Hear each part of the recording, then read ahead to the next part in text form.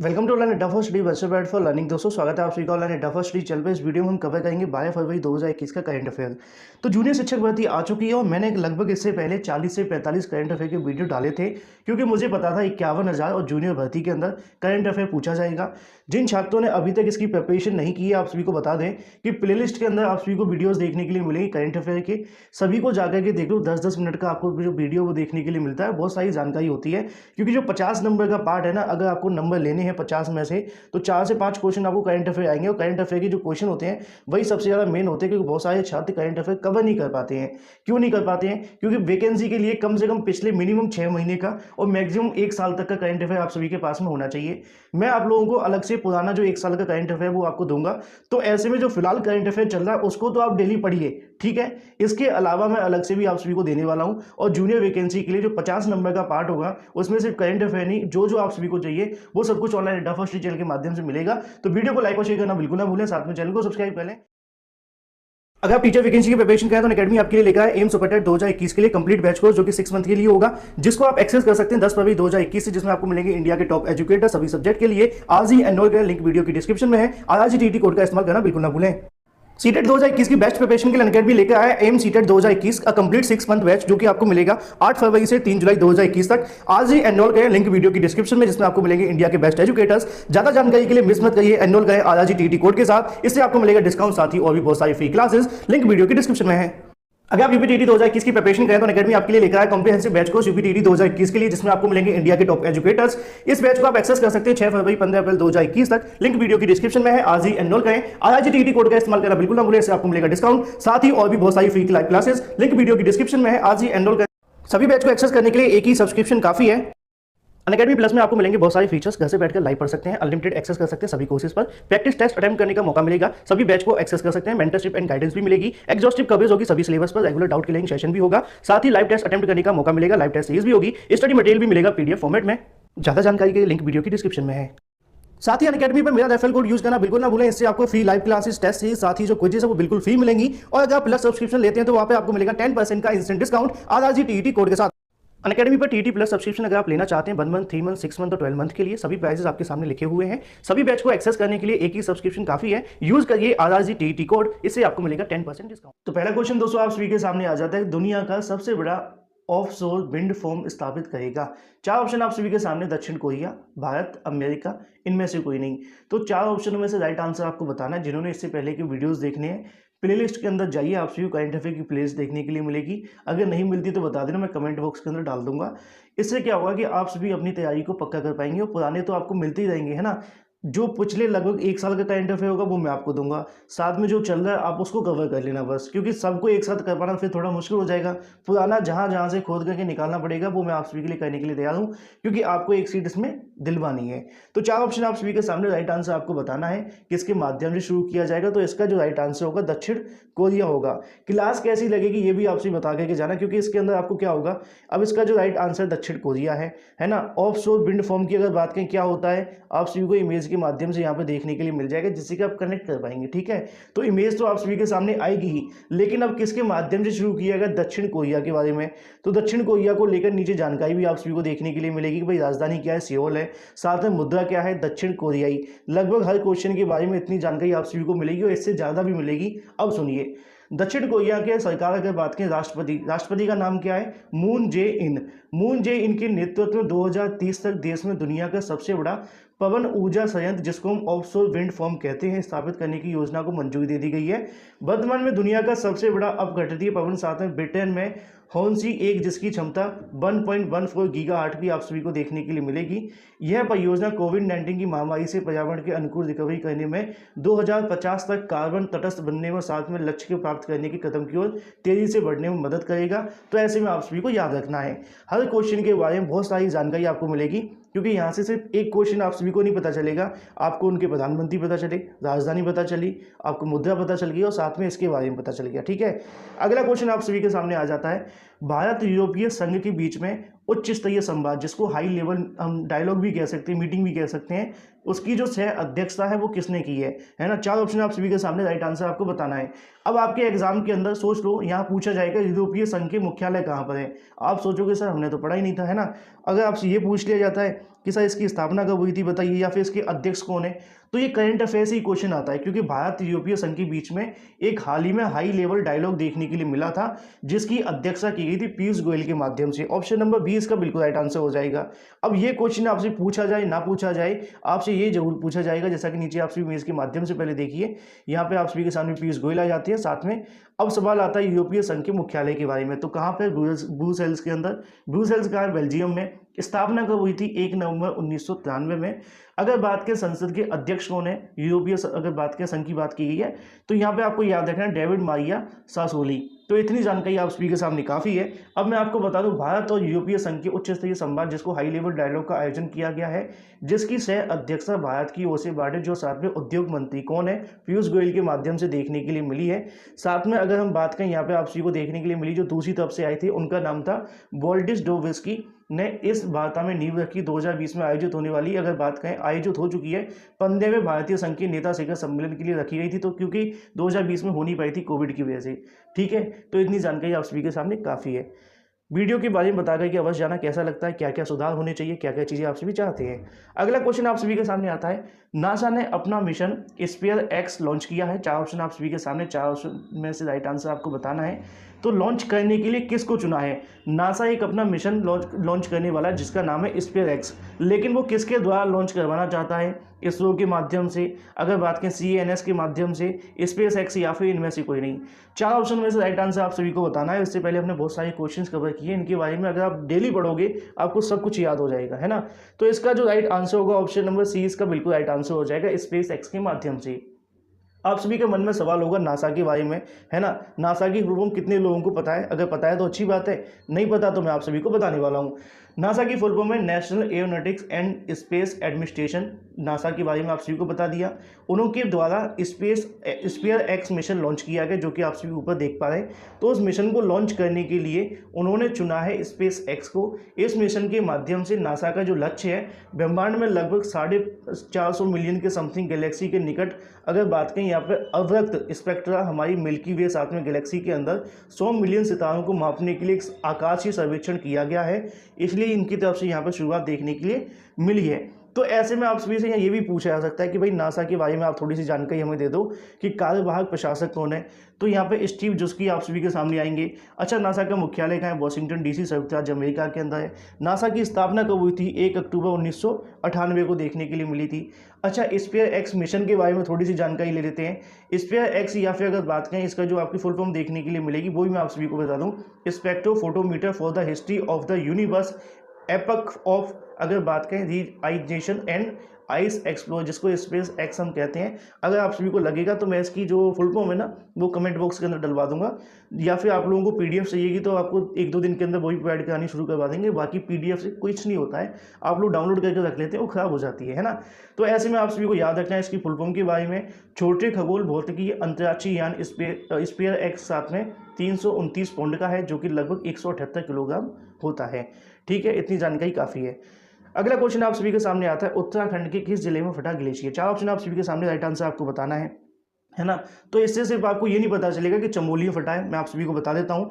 तो इसका जो राइट आंसर होगा ऑप्शन नंबर 20 का बिल्कुल राइट आंसर होगा, क्योंकि क्वेश्चन के अंदर कुछ भी पूछा जा सकता है। तो ध्यान से सुनिए, 7 फरवरी को सुबह उत्तराखंड के चमोली जिले में कहाँ पे फटा है? जोशीमठ के तपोवन क्षेत्र में। तो क्षेत्र भी आप सभी से पूछा जा सकता है, जोशीमठ के तपोवन क्षेत्र में। नंदा देवी ग्लेशियर भी आप सभी को पूछने के लिए मिल सकता है कि किस ग्लेशियर का हिस्सा टूट के गिर गया, है ना। अब आप सोचेंगे सर ने तो पढ़ाया नहीं था, तो सारी चीज़ों को ध्यान में रखना। नंदा देवी ग्लेशियर के एक हिस्से के टूटने के बाद ऋषि गंगा बिजली परियोजना में ग्लेशियर फट गया, और फट जाने की वजह से अलकनंदा नदी में ऋषि गंगा बांध का नुकसान भी पहुंचा। अगर बात करें धौली गंगा नदी पर नेशनल थर्मल पावर कॉर्पोरेशन, जिसको NTPC हम कहते हैं, तपोवन विष्णुगढ़ परियोजना साथ में Rishi Ganga power corporation limited की परियोजना क्रम से 520 मेगावाट, साथ में अगर बात करें 13.2 मेगावाट की योजना को भारी नुकसान भी पहुंचा है, जैसा कि आप सभी को कुछ इमेजेस के माध्यम से नीचे देखने के लिए मिल जाएगा। तो ऐसे में उत्तराखंड के मुख्यमंत्री कौन है? त्रिवेंद्र रावत हैं। राज्यपाल कौन है? बेबी रानी मौर्य हैं। ये भी आप सभी से पूछे जा सकते हैं, नीचे आप सभी के सामने लिखे भी हुए हैं। तो ये सारी जानकारी आप सभी के सामने काफ़ी है। वहीं अगर बात करें अपने अगले क्वेश्चन के बारे में, SKAO की फुल फॉर्म क्या है? तो आप सभी को कमेंट करके बताना है SKO की फुल फॉर्म क्या होगी, स्मूथ किलोमीटर एरे ऑब्जर्वेटरी, या फिर अगर बात करें B और C। तो चार ऑप्शनों में से राइट आंसर आप सभी को बताना है, किससे संबंधित है वो मैं आप सभी को बता दूंगा। तो चार ऑप्शनों में से इसका जो राइट आंसर होगा वो होगा स्क्वायर किलोमीटर एरे ऑब्जर्वेटरी। चार ऑप्शनों में से आप सभी का जो बिल्कुल राइट आंसर बनता है ऑप्शन नंबर बी के अंदर है, ठीक है। तो ऐसे में ये तो दोस्तों आप सभी की चीज़ें स्पष्ट हो जाती हैं स्क्वायर किलोमीटर एरे ऑब्जर्वेटरी के बारे में। इसका जो शुभारंभ है वो देखने के लिए मिला है विश्व के सबसे बड़े रेडियो टेलीस्कोप की स्थापना के लिए नवगठित, जिसका नाम है SKAO, ठीक है, स्क्वायर किलोमीटर एरे ऑब्जर्वेटरी, परिषद ने मंजूरी दे दी है। टेलीस्कोप खगोलविदों साथ में अभूतपूर्व विस्तार से आकाश की निगरानी करने के लिए वर्तमान में अस्तित्व में किसी भी प्रणाली की तुलना में बहुत तेजी से पूरे आकाश का सर्वेक्षण करने में सक्षम करेगा। ब्रह्मांड के कुछ अस्पष्ट क्षेत्रों को देखने में मदद मिलेगी। इतिहास और विकास के बारे में जानने का प्रयास किया जाएगा। पहले मैं आप सभी को यहाँ इमेज के माध्यम से भी दिखा दूँ, है ना। तो यहाँ पे आप सभी को देखने के लिए मिलेगा, तो इसीलिए आप सभी के सामने शुरू करवाया गया है SKAO, ठीक है। SKAO के बारे में फुल फॉर्म तो बता दिया, टेलीस्कोप दो महाद्वीपों के अर्थात अफ्रीका और ऑस्ट्रेलिया के स्थित एंटेना के एक एरे में होगी। टेलीस्कोप का संचालन रखरखाव जो होगा, निर्माण देखने जो मिलेगा वो SKAO के माध्यम से किया जाएगा। इसके अंदर अगर हम बात करें 1.8 बिलियन पाउंड से अधिक की लागत देखने के लिए मिली है। बिलियन का मतलब आप समझते होंगे 10⁹, ठीक है। अब आप सभी को पूछा जा सकता है कि SKO क्या है, तो आप सभी को याद रखना है रेडियो खगोल विज्ञान के लिए समर्पित एक नया अंतर सरकारी संगठन है, ठीक है। इसका मुख्यालय कहाँ पर है, तो यूनाइटेड किंगडम के अंदर है। वर्तमान में 10 देशों के संगठन अगर बात करें SKAO के एक हिस्सा भी हैं। कौन कौन से देश हैं, ऑस्ट्रेलिया, कनाडा, चीन, भारत, न्यूजीलैंड, इटली, दक्षिण अफ्रीका, स्वीडन, नीदरलैंड और साथ में UK। देख लो 10 हो गए ना।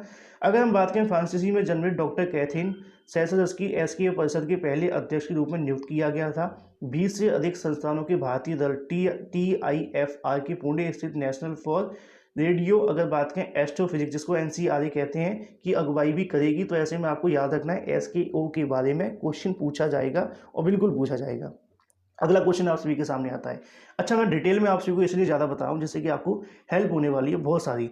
अगला क्वेश्चन आप सभी के सामने आता है, भारत के लिए गूगल क्लाउड के यहाँ पे कौन बनाए गए हैं, MD और CEO। चार ऑप्शन आप सभी के सामने, राइट आंसर आपको बताना है।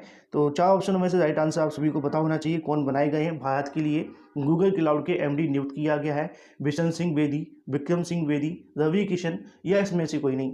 तो राइट आंसर आप सभी को पता होना चाहिए। इसका जो राइट आंसर होगा ऑप्शन नंबर B इसका बिल्कुल राइट आंसर हो जाएगा। विक्रम सिंह बेदी जी को गूगल क्लाउड के लिए यहाँ पे MD नियुक्त किया गया है, जो कि सिर्फ भारत के लिए, याद रखना भारत की बात की गई है, ठीक है। इससे पहले हमने कवर किया था करंट अफेयर, तो आपको बताया भी था, जो कि एशिया के लिए था, एशिया के लिए अलग था, ये भारत के लिए है। अब गूगल के CEO कौन है, सुंदर पिचाई है, ठीक है। अगर मुख्यालय की बात करें कैलिफोर्निया में है, कैलिफोर्निया का है संयुक्त राज्य अमेरिका में, ये तो आप सभी जानते हैं। लेकिन गूगल क्लाउड ने अपने इंडिया बिजनेस के लिए विक्रम सिंह बेदी को यहाँ पे प्रबंधक निदेशक नियुक्त किया है।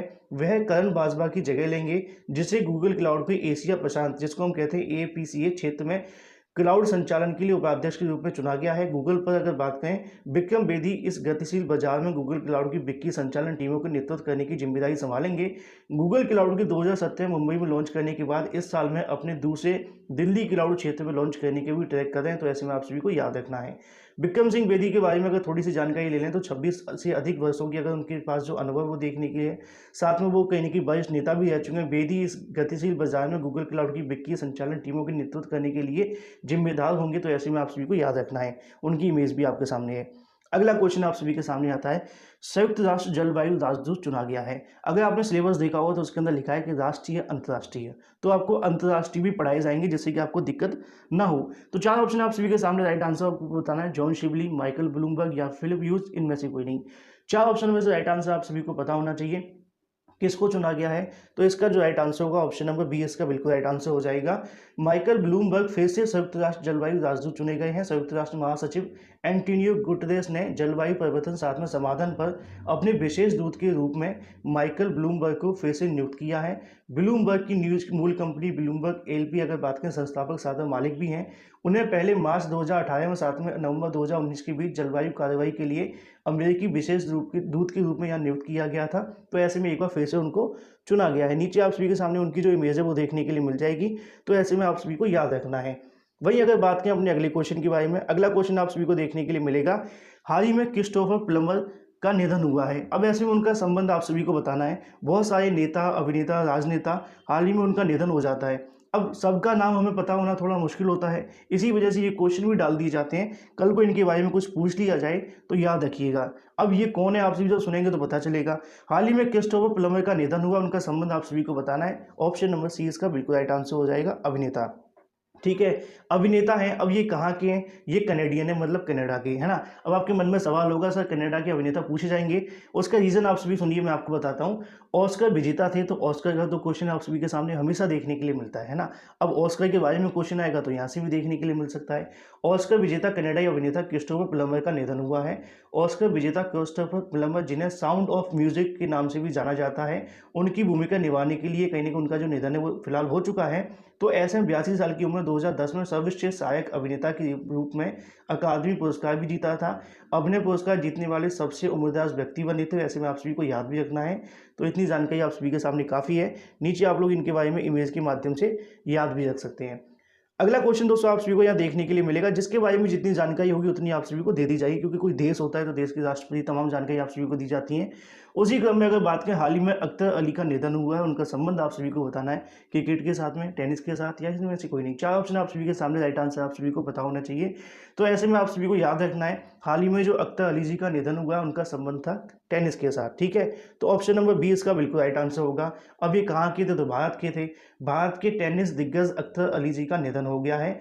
अगर बात करें भारतीय टेनिस के पिता के रूप में प्रसिद्ध थे, तो ऐसे में आपको याद रखना है, ये भी पूछा जा सकता है कि भारत के पिता के रूप में टेनिस में हाल ही में उनका निधन हुआ है। अब आप सोचोगे वो कौन थे? तो अख्तर अली आप सभी को याद रखना है। अगर बात करें टेनिस खिलाड़ी अख्तर अली का निधन हो गया। उन्होंने 1958-1964 के बीच में Pakistan, Malaysia, Iran, Mexico, Japan, Monaco और साथ में उनके खिलाफ 8 डेविस कपों में भारत का प्रतिनिधित्व किया था।